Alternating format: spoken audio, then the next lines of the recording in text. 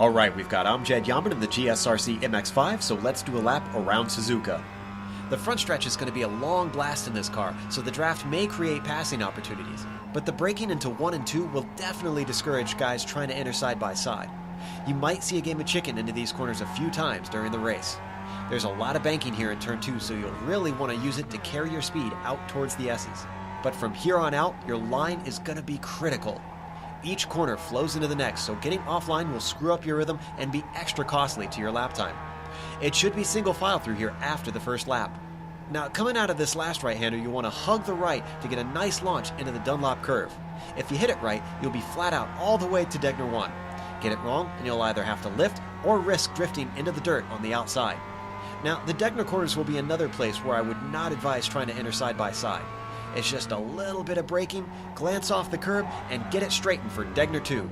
Once again, you've got a heavily cambered corner, so you can take more speed than you'd expect through here. From there, you've got a short time to relax before we hit the hairpin. This little right-hand kink before it can make the braking tricky and setting up a pass even trickier. But it's definitely one of the better passing spots on this very technical circuit.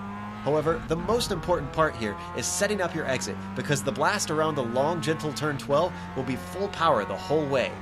This is another spot where the draft may offer you an opportunity to close up and get a nose in on your competitor, especially if you're trailing them closely. It's also a bit safer to have a go since there's plenty of runoff around the outside of Spoon. This corner is another one that requires accuracy because it's really a double apexer. If you drift wide after the first part, say goodbye to your hopes of hitting the second apex. And just to add insult to injury, if you did miss it, you've got the backstretch to worry about. Without a good exit, the combination of the draft and the long run means the car behind you is probably going to be looking up the inside. If this happens, hope you've got some large stones, because now we're heading towards 130R.